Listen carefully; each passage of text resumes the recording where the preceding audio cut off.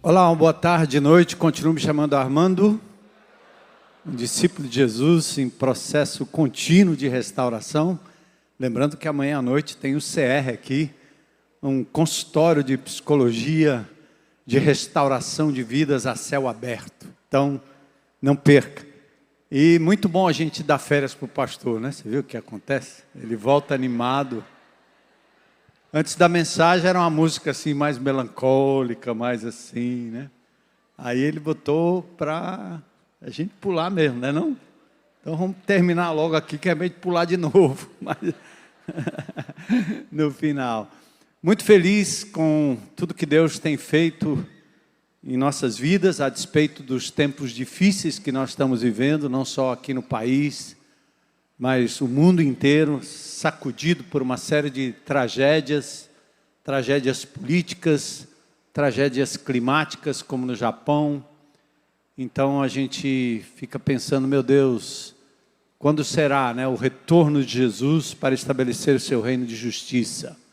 Mas enquanto isso, Ele nos deixou aqui, para antecipar o seu reino, para viver aquilo que é o então, mas viver agora, para a honra e glória do nome dEle. E tem duas coisas importantes que nós enfatizamos na semana passada, eu queria só recordar com você. Essa semana eu tive a oportunidade de estar com um grupo de jovens de uma outra igreja que queria muito conversar comigo, e acho que era uma sabatina, eles iam me colocar na parede, eu só deitei na rede, fiquei ali ouvindo as perguntas dos jovens, né?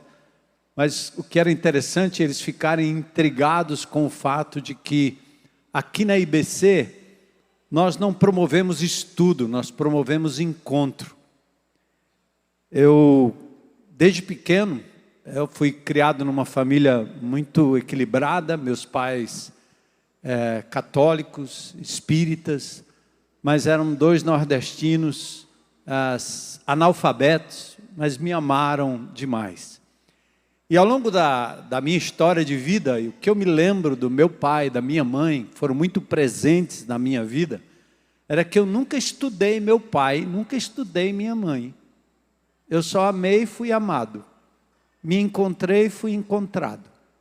Então era muito bom voltar para casa e estar com meu pai, com minha mãe, né? A despeito da minha mãe ser aquela baiana enorme que me levantava pela orelha, me batia com aquela... Eu levei muita surra, viu gente? Esse livro acho que conta um pouquinho da surra que eu levava da minha mãe, porque eu fazia muita coisa errada, mas eu senti o amor de Deus em cada puxão de orelha, porque minha mãe amava, ela me corrigia. Mas eu nunca estudei a minha mãe, eu só me relacionei com ela. Era bom estar pertinho dela. Desde pequenininho era bom estar ali perto, ser amado, abraçado, cuidado. Então aqui na IBC a nossa relação com Jesus não é a relação de quem estuda a biografia de Jesus, mas é uma relação de quem anda na presença de alguém que é real, que está à direita do Pai em majestade, mas deixou o Espírito Santo aqui com a gente. Então todos os dias você pode abrir esta palavra para ter um encontro com Deus. Não estude Deus, não disseque Deus. Você pode sim conhecê-lo na medida que você lê a palavra de Deus. E essa palavra está aí no seu coração, na sua frente, todos os dias. Então, aqui na IBC nós falamos do mapa, né? Que é leitura da palavra de Deus, tendo um encontro pessoal com Deus, fazendo as duas perguntas, o que Deus está me dizendo e o que eu vou fazer a respeito. Hoje pela manhã eu entrei na minha leitura bíblica no livro de Jeremias, e quando Deus diz que conhecia Jeremias desde o ventre da mãe dele, eu fiquei imaginando, nossa, Deus me conhecia quando eu estava na barriga da minha mãe. Eu achei tão fantástico. Sabia que Deus sabia quem você era lá na barriga da sua mãe? E Ele lá te separou, desde lá Ele vem cercando você, como Ele me cercou, Ele preservou minha vida, Ele cuidou de mim, Ele impediu que eu fosse para um presídio, que eu cometesse uma loucura, E quando ele me chamou para o ministério, aí eu me lembrei de novo, Jeremias falando a palavra de Deus. Jeremias disse, não, eu não dou para isso aí não, eu sou uma criança, sei falar não. Deus diz, não diga que você é uma criança. E aí o Senhor diz uma coisa fantástica para Jeremias, eu vou colocar minhas palavras na sua boca. Então o que Deus quer de cada um de nós não é erudição, conhecimento profundo. Essa profundeza de conhecimento às vezes nos leva a um ceticismo, a um distanciamento de Deus, a uma relação muito fria. Às vezes eu prefiro um recém-convertido que pouco sabe sobre Jesus, mas que ama, vibra, chora em pensar no que Deus fez, do que um crente velho que já estudou tanto que ele agora acha que ele é Deus. Né? Então, igreja, não deixa de meditar na palavra de Deus todos os dias, para ter um encontro com Deus. Amém? Então, eu tive o meu hoje, Jeremias, capítulo 1, Deus falou comigo, e eu senti um privilégio muito grande. Hoje eu ia embora logo cedo, estava aqui, até dei um chá de cadeira na minha esposa hoje de manhã, eu fiquei aqui assinando, autografando os livrinhos, depois falando com a senhora. Uma senhora veio de uma outra comunidade aqui hoje de manhã e me deu uma palavra. Meu Senhor, parecia essa palavra de Jeremias aí. Vai, pastor, vai nessa força que o Senhor está te dando. Eu disse, é isso aí, eu recebo, irmão. Então, a primeira coisa, abra a sua semana priorizando o encontro com Deus. Amém? Esta igreja tem encontros com Deus. E aí você está à disposição. O Espírito Santo, que é o autor da Escritura, está aí com você. Ah, eu não entendo. Vai lendo. Eu não entendia tudo que minha mãe dizia, nem que meu pai dizia. Mas o tempo foi passando, eu fui aprendendo as primeiras palavras, as primeiras letrinhas, as primeiras conversas. E depois de muito tempo eu estava entendendo não só o que minha mãe dizia, que meu pai dizia, mas até os gestos que eles faziam. Então é a primeira coisa. A segunda coisa é, abre a boca e fala de Jesus. Quem está cheio do Espírito Santo, não sai por aí pensando que o Espírito só age em milagres, sinais e coisas espetaculares. A pessoa cheia do Espírito, ela fala de Jesus. E essa semana eu tive uma experiência muito especial. Fui ao presídio, aqui em Itaitinga, um daqueles presídios que teve uma ameaça de rebelião esses dias, e nós tivemos ali celebrando a restauração em duas alas, a ala A e a ala B, e nessas alas nós tínhamos talvez ali uns 150 ou 200 homens.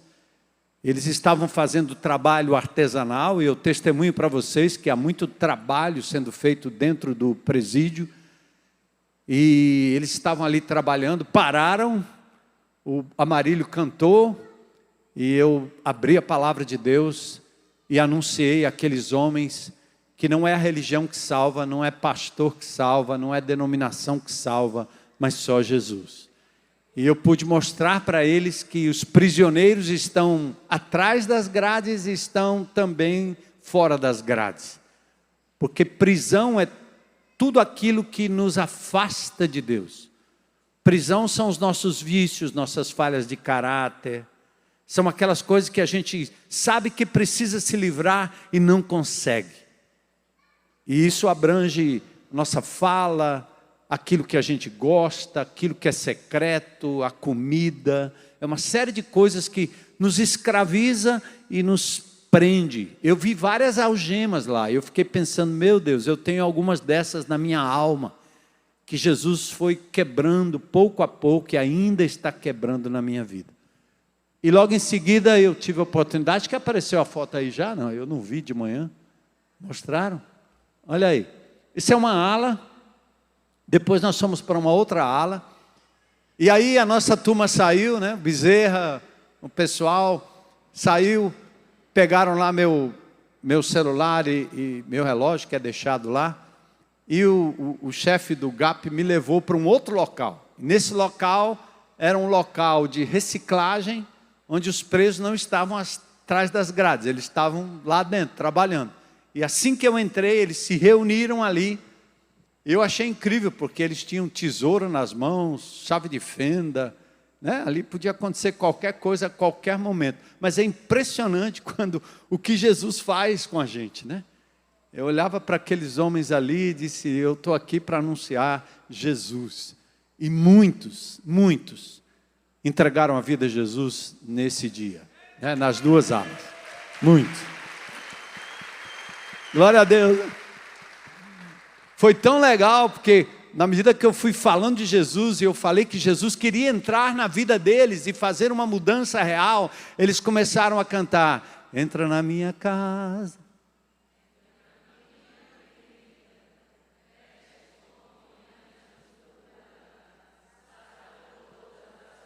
Vida, santidade,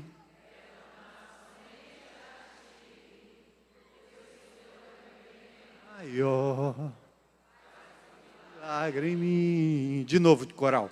Entra na minha casa.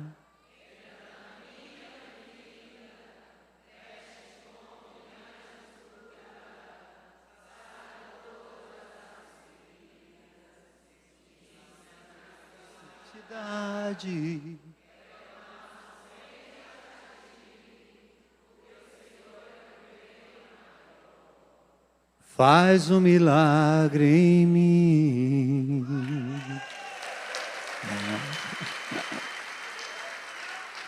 Imagine quantas pessoas estão ao seu redor que estão querendo cantar essa canção, né? Então, glória a Deus. Hoje de manhã eu tinha um texto para pregar e eu furei tudo. Fiz um apelo antes da mensagem, e o coral infantil cantou, foi muito lindo, e falei de uma outra coisa que não tinha nada a ver com o que eu tinha preparado aí, e se você puder, inclusive, assista, né, no YouTube, está lá, vai muito interessante o que Deus fez hoje de manhã aqui nesse lugar. Eu quero que você abra comigo em Efésios capítulo 4, vamos ler dos versículos 1 a 16, convido você a se colocar em pé. Se quiser, não é obrigado, pode ficar tranquilo aí sentadinho. E nós vamos ler o texto juntos, 16 versículos da palavra de Deus. O apóstolo Paulo escrevendo à igreja em Éfeso. Sabia que a cidade de Éfeso fica na Turquia, atual Turquia? Você pode visitar a cidade de Éfeso. Eu estive lá, ver o lugar onde Paulo passou, ver o teatro onde Paulo discursou, ver o Ágora, aquela praça onde Paulo esteve, é emocionante. Então, eu não sei, esse ano eu não devo estar indo, mas o ano que vem quero voltar de novo nessa excursão à Turquia, levando grupos de pessoas interessadas. Mas só para dizer que Éfeso é realmente uma cidade real, perto de Troade. O apóstolo Paulo deixa ali uma igreja muito pujante, e ele escreve essa carta aos Efésios. É uma carta muito importante, para você realmente sintonizar com a mais profunda doutrina do apóstolo Paulo. Aliás, era a carta que tudo que Paulo escreve é em Cristo, em Cristo, em Cristo. Então vamos ler juntos, e aí a gente vai discorrer sobre esses 16 versículos aqui, tá bom? Vamos ler comigo, pausado aí, classe, né? Sem adiantar, sem atrasar muito. Rogo-vos, pois, eu, o prisioneiro no Senhor, da vossa vocação a que fostes chamados, com toda a humildade,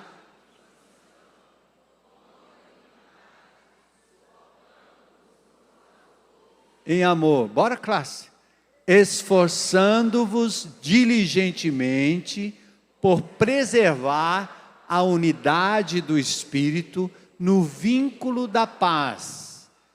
Há somente um corpo e um Espírito, como também fostes chamados numa só esperança da vossa vocação.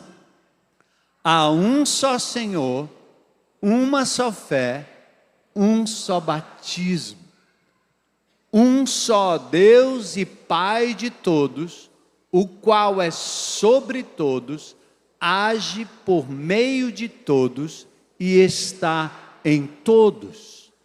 E a graça foi concedida a cada um de nós, segundo a proporção do dom de Cristo. Por isso diz: quando ele subiu às alturas, levou cativo o cativeiro e concedeu dons aos homens. Ora, que quer dizer subiu, senão que também havia descido às regiões inferiores da terra? Aquele que desceu é também o mesmo que subiu acima de todos os céus, para encher todas as coisas. E ele mesmo concedeu uns para apóstolos, outros para profetas, outros para evangelistas e outros para pastores e mestres, com vistas ao aperfeiçoamento dos santos para o desempenho do seu serviço, para a edificação do corpo de Cristo, até que todos cheguemos à unidade da fé e do pleno conhecimento do Filho de Deus, à perfeita varonilidade, à medida da estatura da plenitude de Cristo, para que não mais sejamos como meninos, agitados de um lado para o outro, levados ao redor por todo o vento de doutrina, pela artimanha dos homens, pela astúcia com que induzem ao erro, mas, seguindo a verdade em amor, cresçamos em tudo, naquele que é o cabeça, Cristo, de quem todo o corpo, bem ajustado e consolidado, pelo auxílio de toda junta, segundo a justa cooperação de cada parte, efetua o seu próprio aumento para a edificação de si mesmo em amor. Senhor, abençoa essa palavra ao nosso coração, abre o nosso entendimento, e que de algo que nós lemos, Senhor, e algo daquilo que vai ser explanado aqui, possamos tirar lições preciosas para nossas vidas. É o que nós queremos, Senhor, te conhecer mais, para te obedecer ainda mais, glorificar o teu nome como igreja. Te louvamos por fazermos parte desta família, e assim o fazemos em nome de Jesus. Amém. Podem sentar.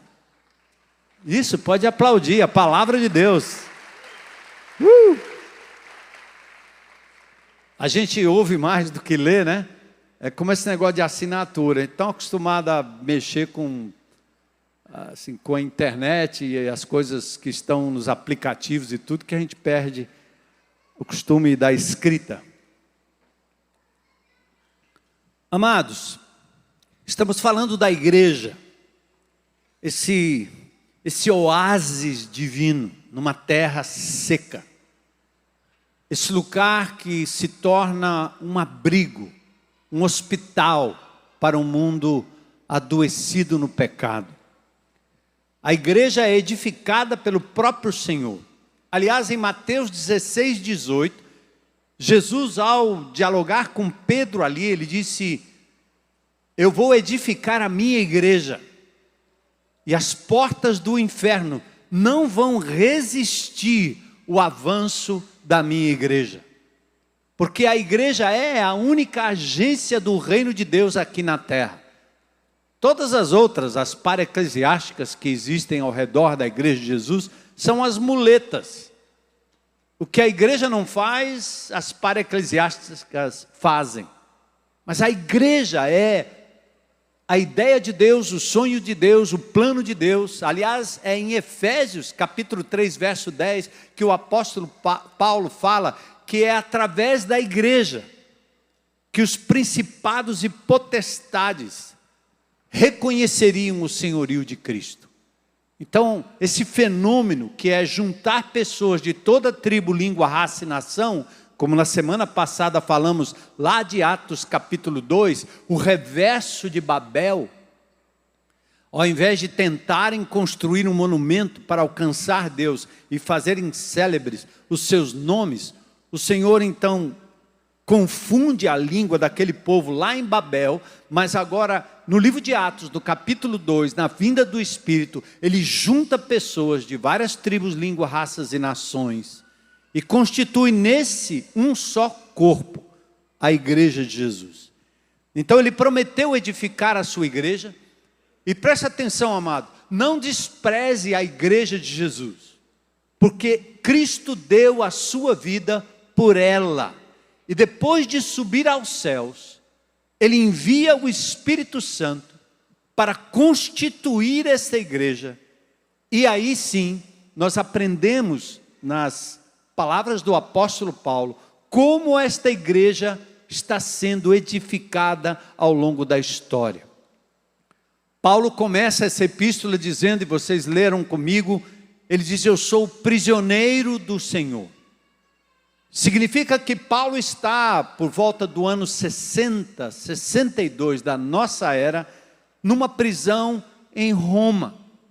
E ele escreve à igreja em Éfeso a partir da sua prisão. Paulo está preso por causa do Evangelho. Aliás, nós vamos visitar agora em novembro, se Deus permitir, levando um grupo para Roma, onde a gente visita o Coliseu, visita as catacumbas e visita a prisão mamertina, onde provavelmente o apóstolo Paulo esteve preso.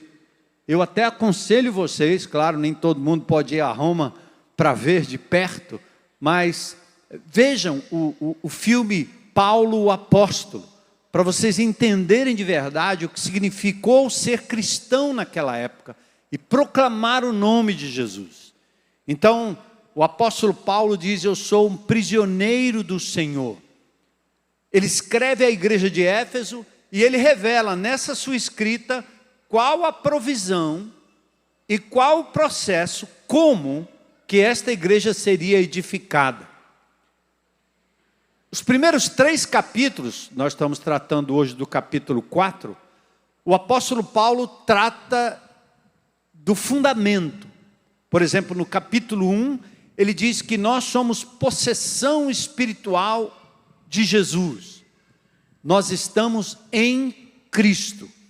Capítulos 2 e 3, ele fala da nossa posição em Cristo. Nós estávamos mortos em delitos e pecados, e Ele nos vivificou em Cristo. Agora no capítulo 4, ele vai mostrar qual o objetivo da unidade, qual a importância de nós compreendermos que somos uma família, um corpo, que nós estamos ligados e grudados uns nos outros, a despeito de sermos diferentes, pensarmos diferentes, virmos de famílias e ascendências diferentes. Enfim, ele mostra no capítulo 4 a importância da unidade. Ele reconhece a provisão de Cristo. E presta atenção aqui, nós vamos chegar no texto, eu vou já abrir para você o significado e o sentido do verso 12. Jesus, quando desce e encarna, ele deixa sua glória, Filipenses capítulo 2, e ele vem a esse mundo assumindo a forma humana. Diz o texto que ao ascender aos céus, ele leva cativo o cativeiro e faz 2 coisas, gravem bem. Ele dá dons aos seres humanos, ele dá dons aos discípulos, mas ele também dá discípulos e seres humanos como dons. São 2 abordagens do texto que a maioria das nossas traduções não revelam, porque é preciso comparar Efésios capítulo 4 com Salmo 68. Eu vou passar por ali, vocês vão entender melhor. Essa ideia de quem subiu, senão aquele que desceu, levou cativo o cativeiro e deu dons aos homens. Mas no Salmo 68, o verbo em hebraico, lahar, quer dizer também que ele não só deu dons, mas ele recebe pessoas e entrega essas pessoas para a igreja de Jesus. É mais ou menos assim. Quando o rei conquista uma cidade, ele capta daquela cidade o melhor, os despojos, as riquezas. Mas também como fez Nabucodonosor, levou para a Babilônia o melhor de Jerusalém, levou os jovens como Daniel. Então a ideia é do rei Jesus que vai saquear o inferno, pega pessoas e criaturas que serviam o inimigo e ele os leva consigo e agora transforma esses dons que são homens e mulheres de Deus em presentes para o desenvolvimento e a edificação da sua igreja. Entenderam? Então uma coisa é você dar, com o Espírito Santo, dar dons às pessoas. Outra coisa no mesmo texto é o significado de que ele resgata pessoas e os traz para servir ao Senhor. Gente, eu sou músico, não sou um bom músico, mas tenho um bom ouvido, gosto de música. E uma das coisas que eu sempre primei aqui na IBC foi termos aqui uma boa música, né? São músicos excelentes. Vocês não sabem o que acontece comigo quando eu passo em algum lugar e vejo músicos talentosos tocando na noite, por exemplo. Geralmente, eu já fiz isso muitas vezes. Se eu estou ali por alguma circunstância, ou conversando com alguém, comendo com alguém, e eu ouço aquele músico cantando, eu logo quero pegar aqui meu guardanapo, escrever alguma coisa e ir lá entregar para ele, para dizer assim, imagine esse talento sendo usado para a glória de Deus. Então, eu acho que essa questão de liderança foi a mesma coisa que aconteceu na minha vida. Eu liderava uma gangue que entrava na escola onde a Heloísa estudava, e eu tocava terror armado, e os professores ficavam presos dentro da escola, e era uma confusão. Imagine, liderando pessoas para o mal. Jesus vai, resgata aquele menino e diz, agora você é um dom meu para a igreja de Jesus, para resgatar pessoas para o bem, não para o mal. Entende? Olha, esse aplauso não é para mim, pense em você. Qual é o seu dom? O que você faz de melhor? Você já imaginou que Deus te deu o dom de ensino, o dom de misericórdia, o dom de artesanato? Deus te deu vários dons, e você desenvolve isso em função do mundo, da vida, e às vezes para o seu próprio proveito, certo? Eu ganho uma graninha, eu trabalho nisso, eu sei muito bom, isso é muito legal, né? Desde 11 anos de idade que eu dirijo, e Deus me deu um dom de pilotagem.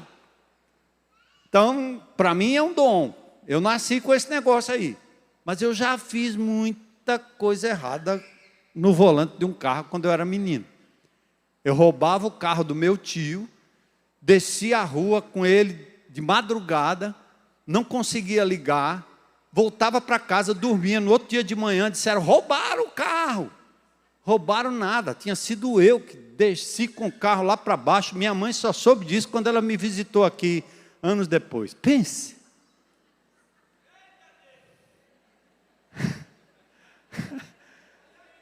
Olha aí, né?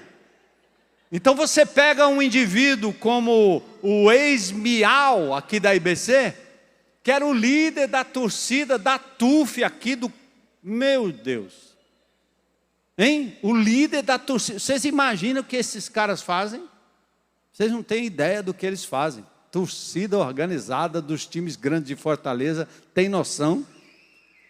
Deus pega esse homem, resgata a vida dele, e agora ele está montando a torcida de Jesus, né? De vez em quando, vem aqui. Não é? Então pronto, eu estou dando aqui uma antecipação do que vem aí, para você entender esse texto. Então a base da edificação começa assim, no versículos 1 a 6, qual é a base de uma igreja que cresce segundo o plano de Deus? Primeiro Paulo abre o texto dizendo, rogo-vos, o que ele está dizendo? Ele está exortando, ele está encorajando, confrontando, ele está fazendo um apelo caloroso. Ele ensinou, ele orou nos capítulos anteriores, agora ele está trazendo uma veemente exortação. E ele diz, eu estou pedindo como prisioneiro do Senhor, vocês estão entendendo?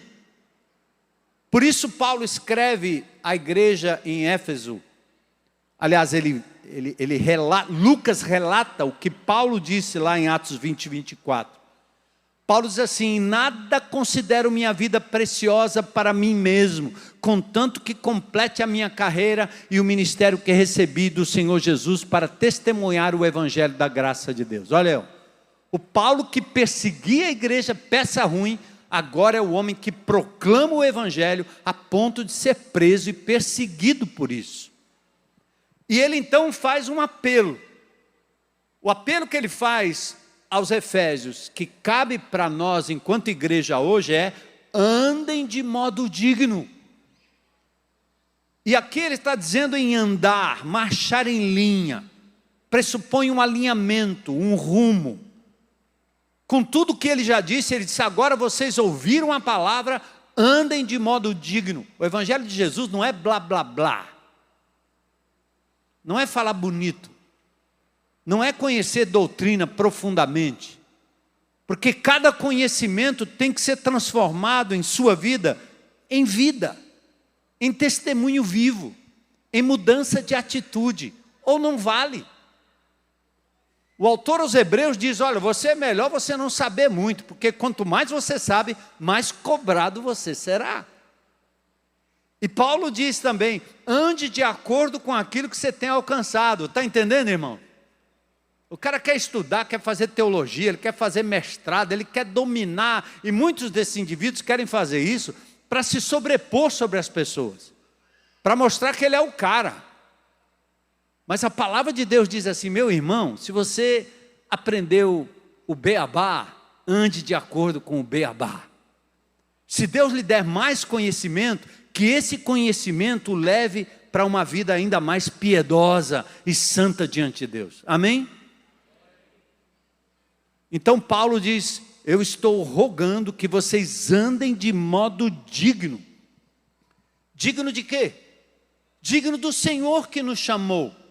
1 Tessalonicenses 2,12, exortamos e consolamos e admoestamos a que vocês vivam de modo digno de Deus. Ele vos chama para o reino e glória.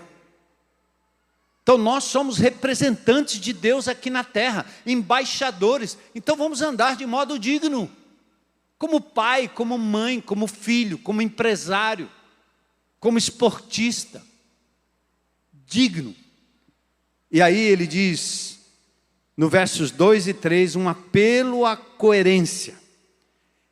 Ele está pedindo que a gente ande em unidade. E unidade não se constrói com uniformes, com estrutura, com linguagem, com mantras, com ritos, mas com atitudes que estão sintonizadas com o Deus da igreja. E aí vem algumas qualificações interessantes. Sejam humildes. Sejam humildes. A palavra humildade era desprezada pelos gregos, porque era só usado para escravos. Mas o apóstolo Paulo usou isso e deu como exemplo a pessoa do Senhor Jesus Cristo, que diz: eu não vim para ser servido, mas para... Entende, irmão? Às vezes nós construímos, antigamente eu via isso muito, os crentes construíam igreja para serem servidos. A igreja mais parecia um hotel do que um hospital. Cada crente tinha a sua cadeira, seu lugar, o seu jeito, tudo era feito em função do seu bem-estar. Eu vou naquela igreja porque lá eles me servem, lá eles fazem para os meus filhos, fazem para os meus netos, fazem para o meu filhinho, fazem para o meu bebê, é assim. Aqui na IBC não, a gente constrói coisas para a comunidade, para o povo, para quem vem. Sai da cadeira, deixa o outro sentar. Vamos preparar o lugar à mesa para que outros venham e sejam servidos, para que entrem no reino, porque o Senhor já tem nos dado muito. Então Paulo diz, humildade é um espírito pronto para servir. Contribua como um escravo, sem almejar posto. Aqui não é lugar para você almejar cargo e nem posto. Por isso que a gente insiste em dizer, meu nome é Armando. Ah, você é pastor? É, pastor é minha função, não é meu título. Meu nome é Armando. Ah, mas você é bispo. Não, bispo é meu sobrenome. Né? Eu já contei aqui uma vez que eu tive uma audiência lá com o governador e a moça na secretaria no Palácio da Abolição, ela baixou a cabeça e ela disse: o senhor é o bispo Macedo? Só o bispo Macedo poderia falar com o governador, né? Eu disse: não, eu sou Armando Bispo. Não tem problema você me confundir com o bispo Macedo. Mas aqui a gente não serve para adquirir títulos. Quando você vem de uma outra comunidade e diz: eu sou diácono, eu já fui presidente, não sei do que, não sei da onde. Meu amigo, aqui a gente põe você para fazer aquilo que é básico, e a gente quer saber qual é o seu nome. Você tem nome? Maria, José, João, um discípulo de Jesus, uma serva do Senhor, e aqui não importam os títulos. Por isso Paulo diz: sirvam com humildade. Mas para essa humildade é preciso ter a mesma atitude de Cristo Jesus em Filipenses 2. Tem que haver uma kenosis, que é uma palavra grega para esvaziamento. Porque só o esvaziamento, quando a gente abre mão daquilo que somos, sabemos e fazemos, é que nós conseguimos viver em unidade. É renúncia. Ele diz também mansidão. O que é mansidão? Mansidão é entregar os seus direitos a Deus. Moisés é um homem manso, Jesus um homem manso. Em Mateus 5,5 diz que os mansos herdarão a terra. Por quê? Indica que a pessoa mansa, ela entrega os direitos ao Senhor e ela entende que ela é suprida pelo Senhor, como cantou aqui o pastor Daniel. Ele é tudo que nós precisamos. Então a gente pode abrir mão de tudo. Mansidão. Plenos de Cristo. A gente não sente falta de nada, porque as demais coisas vêm por acréscimo. Longanimidade é ser tardio em se irar. É ter o pavio curto? Não, é o pavio longo. Você promove a unidade assim. É capacidade de suportar o dano sem revidar. E talvez este foi um dos exercícios mais difíceis da minha vida, porque eu era acostumado em revidar, vingar. Filho de nordestinos, em São Paulo eu era chamado de baianinho todo tempo. E era uma palavra pejorativa, baianinho. E os paulistas falavam, vou te pegar.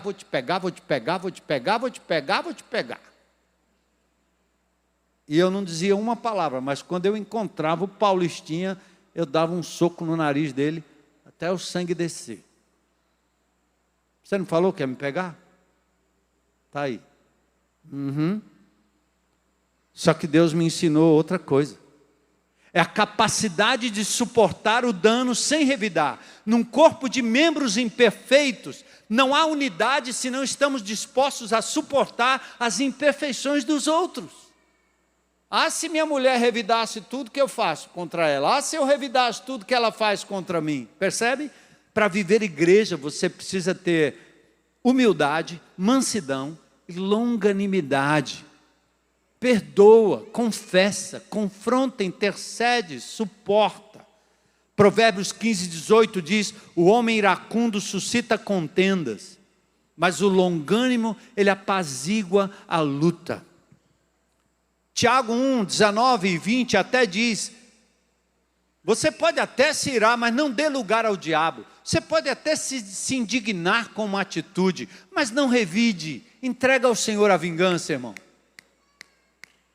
Alguém te ofendeu? Entrega. Deixa Deus cuidar. Estende o perdão. E aí ainda tem mais essa, né? De Tiago 4:11. Irmãos, não falem mal uns dos outros. Entende? Essa é uma doença terrível, a maledicência. Isso não vem de Deus, isso não promove unidade, não edifica a igreja. Por isso o texto ainda diz: suportem uns aos outros em amor. O que é isso? Aguenta a ofensa, aguenta a limitação do outro, absorva sem revide, amolde-se ou amolde-se às características dos outros. Respeite os espaços, os dons, o estilo. Flexibilidade que entende as diferenças. Nós somos membros uns dos outros. O pé não é a mesma coisa da mão. O coração não é o pulmão. São diferentes. Entenda a função de cada um. Por isso Paulo diz que o amor tudo suporta. Suporta. Isso é como uma bola quando você joga na rede, no gol, não é? A bola bate e cai. Pum. Quando joga na parede, volta. Não é assim? O amor tudo suporta. Essa ideia de que você absorve a ofensa, entrega nas mãos de Deus, perdoa o ofensor e entende a limitação do outro. E Paulo diz, esforcem-se diligentemente para a manutenção da unidade. O que quer dizer isso?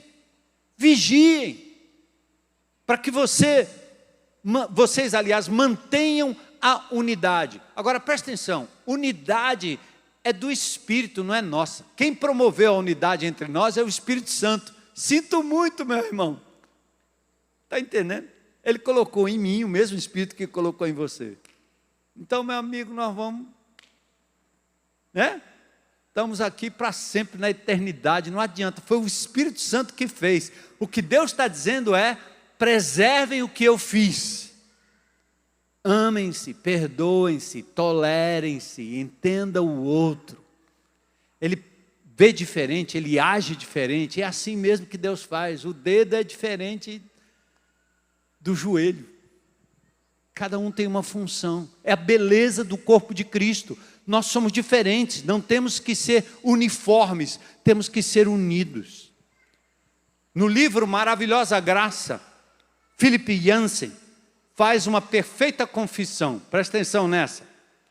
Ele diz assim, ó, eu rejeitei a igreja durante algum tempo porque encontrei pouca graça ali. Mas depois ele diz, eu voltei à igreja por não encontrar graça em nenhum outro lugar. Para onde você vai, meu irmão? Dá uma de desigrejado? Não quer ir para o GR? Porque você não quer abrir a sua vida, você não quer que as pessoas te conheçam, você não está a fim de amar, de perdoar, de suportar. Então a igreja é edificada quando nós entendemos esse papel. Os pilares da unidade, versículos 4 a 6. Aqui vem um texto que a gente já leu aqui, muito lindo. Uma confissão de fé. O vocábulo en, mia e eis, são 3 termozinhos gregos. Aparece mais de 7 vezes. A palavra todo, 4 vezes, só no versículo 6. Atentem aí. Não se esqueçam, somos um só corpo de Cristo, sua igreja. Todos somos membros desse corpo. Um só Espírito é o que habita em nós, amém? O Espírito que habita em mim, habita em você, amém? O Espírito Santo habita em você, é o mesmo. Quando eu vou para uma reunião, o pessoal se junta e diz, ora aí pastor. Eu digo, por quê? Por que você pede para o pastor orar? Diga aí, diga aí. Responde aí por que é. Você acha que o Espírito que está em mim é diferente do que está em você? Não, meu irmão. Deixa o pastor quieto. Abra a boca. Fala, ora, impõe as mãos. Impetra a bênção. Expulsa o demônio. De repente, se o pastor tiver com um negócio ruim, expulsa também. Vai que é, né? Mas você faz isso e fica transferindo o poder para o outro, quando você não entende que o Espírito está em você. E todos nós temos do mesmo Espírito, amém, irmão? O autor das Escrituras habita em mim, habita em você. Então saia por aí, proclamando o nome de Jesus com a autoridade e o poder do Espírito Santo. Um só Espírito. Uma só esperança. Qual é a nossa esperança? A ressurreição dentre os mortos. Cristo ressuscitou. Porque Ele vive, eu posso crer no amanhã. Essa é a nossa esperança. Eu não sei o que vai acontecer com o país, com o Brasil, com a prefeitura. Eu não estou preocupado com isso. Eu só sei de uma coisa: Cristo virá, Cristo reina, Cristo ressuscitou e nós ressuscitaremos com Ele. Hã? Pronto. Uma só esperança, um só Senhor. Quem é o só Senhor? Quem é o nosso Senhor? Cristo. Uma só fé. O ensino uma vez entregue aos santos. Um só batismo. O batismo invisível que nos insere na comunidade local e o invisível que nos insere no corpo de Cristo. Batismo com o Espírito Santo, quando nós cremos em Jesus como Senhor e Salvador. Por fim, um só Deus, Pai de todos. Alguns textos maçoretas incluem Pai de todos nós, qualificados pela participação no corpo de Cristo. Como é que ele conclui essa sessão? 7 ocorrências da palavra um só nos desafiam a preservar a unidade que custou a vida de Jesus. Quando você se reunir com alguém e alguém está querendo dividir o corpo de Cristo, está querendo falar mal do irmão, falar mal da liderança, meu irmão, para com isso. Diga não, isso é obra do diabo, casa dividida não subsiste.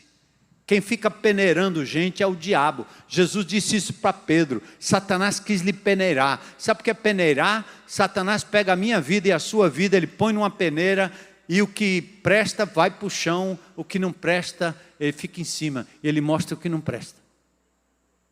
Já viu que tem gente que só olha para você, ele só consegue ver o que não presta? Aliás, ele olha para todo mundo, só vê o que não presta. Eu tenho amigos descrentes, que são ateus, que são um bocado de coisa. Eu consigo olhar para a vida deles e ver aquilo que presta. E consigo elogiar. Outro dia eu disse de um amigo meu, na praia, que eu estou andando com ele falando de Jesus, que ele socorreu uma mulher que estava prestes a se suicidar. Ele fez um ato louvável, não é não? Teve misericórdia no coração. Mas o que faltou? Ele livrou a mulher, mas também não resolveu o problema de eternidade. É porque ele não crê, ele não conhece. Então, eu me aproximo e digo, faltou uma coisinha, cara. Tudo que você fez foi maravilhoso. Faltou só uma coisa. Falar da esperança de vida eterna para aquela mulher. Então é assim, o inimigo de Deus é que fica tentando fazer com que você veja só o defeito da mulher, do marido, do filho, do pai, do governo, das pessoas, da liderança, do irmão. Agora o versículo 7 a 10, o processo de edificação, ele diz, a fonte é Cristo. Em se tratando de dom, Deus é a fonte, Pai, o Espírito e o Filho. A graça aqui não é salvadora, mas é operativa, é a graça carismática, é a graça que nos capacita para que haja edificação no corpo de Cristo. Por isso, quando ele subiu às alturas, levou cativo o cativeiro e concedeu dons aos homens. Olha o Salmo 68, 18. Subiste às alturas, levaste cativo o cativeiro, recebeste homens por dádiva, até mesmo rebeldes, para que o Senhor Deus habite no meio deles. Tem um versículo aí? Salmo 68, 18. Atenta aí para a leitura, que vai explicar aquilo que eu falei aqui agora há pouco. Lembra? Quando Jesus vem a este mundo, ele ascende aos céus, e aí diz a palavra de Deus, aquele que desceu, mesmo que subiu, levou cativo o cativeiro, concedeu dons aos homens e concedeu, homens que eu digo são criaturas, né? Ele concedeu dons às criaturas, mulheres estão inclusas aí nessa história, mas também concede criaturas, pessoas como dons. Olha o Salmo 68, subiste às alturas, levaste cativo o cativeiro, recebeste o quê? Homens por dádivas. Seres humanos por dádivas, até mesmo os rebeldes. Para quê, gente? Para que o Senhor Deus habite no meio deles. Então aqui tem um duplo sentido, muito lindo. O Salmo 68 celebra a vitória de Deus sobre os seus inimigos. Levanta-se Deus, sinal dado quando a arca saía diante do povo. Eles celebram o êxodo no verso 7, celebram o Sinai no verso 8, celebram o despojo no verso 12. E o Salmo 68 comparado com Efésios 4:8. Subiste às alturas, quando ele subiu às alturas. Levou cativo o cativeiro, levou cativo o cativeiro. No Salmo 68, recebeste seres humanos por dádiva, até os rebeldes. E no versículo 8 do capítulo 4, ele concedeu dons aos homens. As duas coisas são reais. Deus não apenas dá dons, mas dá pessoas como dons à sua igreja. Fique atento. Aqui temos a figura de um rei que conquista o reduto. O rei triunfa ao receber e conquistar e distribuir o despojo. Ele ascende aos céus para encher todas as coisas. Significa dar sentido a tudo. Deus desceu, Ele encarnou. Cristo subiu, ascendeu, exaltação. As regiões inferiores da terra, ou isto é, Ele desceu à terra. Também uma tradução possível aqui nesse texto. Para encher todas as coisas. Sabe o que significa isso, gente? É dar sentido a todas as coisas. O verbo grego plerosei quer dizer dar sentido. Jesus veio ao mundo, levou o cativo o cativeiro, deu salvação, ressuscitou dentre os mortos, subiu à direita do Pai, e Ele dá sentido a tudo. Antes de Jesus, tudo que eu fazia tinha um sentido fútil, não perene, transitório. Tudo que eu fazia. Mas quando Jesus entrou na minha vida, tudo ganhou um novo sentido. Ele dá sentido à vida. Ele dá sentido ao trabalho, ao casamento, ao relacionamento, à amizade, ao lazer. Jesus dá sentido à comida, Ele dá sentido à convivência, Ele dá sentido a todas as coisas. É muito lindo isso. O propósito de Deus, enfim, é esse. E depois no verso 11 ele diz, esses homens dados como dons são apóstolos, profetas, Efésios 2:20, a base da igreja. Os apóstolos foram aqueles que andaram com Jesus. Não existe apóstolo no dia de hoje. Esses nomes que existem por aí são fake. Fake news. Fake títulos. Efésios 2:20 diz que a igreja foi edificada sobre o fundamento dos apóstolos. Gente, quando Judas morreu, ele teve que ser substituído. E a regra era, para colocar outro apóstolo, tinha que ser alguém que andou com Jesus, que viu Jesus. Nenhum desses indivíduos hoje, que estão por aí levando o nome de apóstolo, andou com Jesus no primeiro século. Ridículo. Isso é mais uma tentativa de autoexaltação para conseguir um título maior, porque não serve, o título servo é muito pouco. Então você tem que ir subindo, tem que arrumar o apóstolo do apóstolo, do apóstolo, do apóstolo. A próxima etapa é Deus. Então o verdadeiro apóstolo na Bíblia é o indivíduo que andou com Jesus, que viu Jesus. O apóstolo Paulo mesmo diz, eu não sou digno de ser chamado apóstolo, porque eu fui como um aborto, fora de tempo. Mas ele viu Jesus no caminho de Damasco, pessoalmente, e recebeu a incumbência do Senhor. Então aqui em Efésios capítulo 4, os apóstolos foram os que trouxeram revelação. Os evangelistas foram os que pregaram a palavra, aliás, profetas, os que anunciaram a palavra. Apóstolos e profetas. E agora na nova dispensação da igreja de Jesus, nós temos os evangelistas e os pastores mestres.